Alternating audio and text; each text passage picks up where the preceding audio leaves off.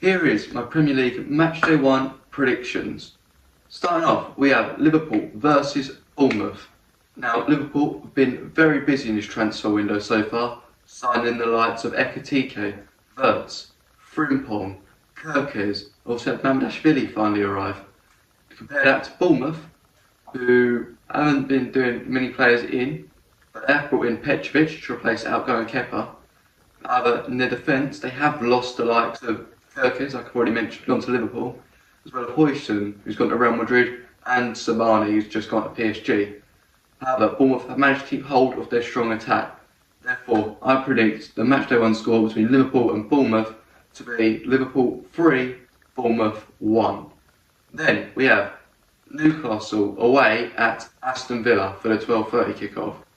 Now, whenever you mention Newcastle, you have to mention Alexander Isak. He is the main talking point around that club right now. Will he stay? Will he go? My prediction is he will end up leaving. However, I think he will still be there for this game. Compare that to Aston Villa, who have done some deals but not many. Newcastle have been rejected by a lot of players. However, they have still got a few deals over the line. Therefore, I believe the score for this will be Aston Villa 1, Newcastle United 1. Then we start the 3 o'clock kickoffs with Brighton at home to Fulham. Now, Brighton have been quite busy in this window, bringing a few players in. However, they have lost João Pedro to Chelsea. That would be a big blow for them in the attack. Compare that to Fulham, who were a very solid team last year, but they haven't made any signings. Williams gone. That's about the only transfers I think Fulham have done this whole summer. So I think it's going to be fairly similar to what this game would have been like last year. Because Brighton, you sign players and they don't play immediately. They have to work their way into a team. However, I think this will be Brighton 2, Fulham 0. Then we have Sunderland versus West Ham. All the Sunderland fans will be right up for this, and they've made quite a lot of signings to Sunderland. However, you could tell by West Ham last year, new signings take a while to gel into the team. And West Ham haven't made many, they've got 4 signings, 2 of them being free signings. And I think West Ham's deals have been alright. I mean, El Hadji Malik Dufan for 20 million, young attacking left back. I think that's a really good deal. And I reckon his crosses onto Fulcrum, if he can stay fit, will be dangerous weapons for West Ham.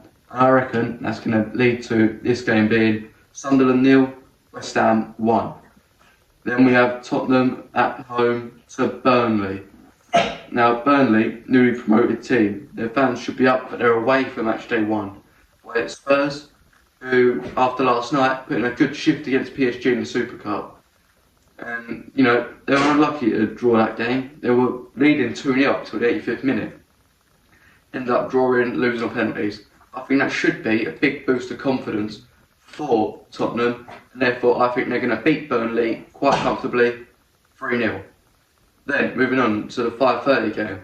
This is Wolves versus Manchester City. Man City have made quite a lot of good signings, including Cherki, Tijani Reinders, James Trafford. And now they've gone and signed as well Aït-Nouri. That was one of the early deals, signed Aït-Nouri from Wolves. Wolves obviously lost him, and they've also lost Matheus Cunha to Man United. So I think they're going to struggle a lot. Therefore, I'm going to say Wolves 0, Man City 2. Moving on, we have Nottingham Forest versus Brentford. Brentford have lost their manager. They've lost Mbeumo. They're probably going to lose Wissop, but he's currently still there. However, they've brought in Jordan Henderson to replace Norgard. They've also brought in Kevin Kelleher to replace Mark Flecken. So the deals aren't terrible, just need to really strengthen the attack Brentford. However, up against a very strong Forest side from last year, at the City ground, I think this is going to end up being Nottingham Forest 3, Brentford 1. Then we have Chelsea versus Crystal Palace. Now, Palace really high momentum after winning themselves the Charity Shield. Chelsea high momentum after winning the Club World Cup. Both teams can have fans right up for this, and I believe it will end up with Chelsea 2, Crystal Palace 0. I think Chelsea have got too much strength in their attack for Palace. Then we move on to the late game on the Sunday, which is Manchester United versus Arsenal. While Man United have strengthened a lot in their attack, they haven't strengthened in their defence, which is where I feel they needed to strengthen the most. And Arsenal, on the other hand, have finally got themselves a striker. They've also added Norgard Zubamendi into their lineup, and they've also signed Kepa as well. Therefore, I think Arsenal looking solid, Man United business all focused on the attack. I think they will get a goal in this, but I don't think it'll be enough to pay off. I'm going Man United 1, Arsenal 3. Finally, getting on to the Monday night game, which is Leeds United versus Everton. Everton made some good signings, including Jack Grealish on loan from Man City. I think that's a very solid deal for Everton.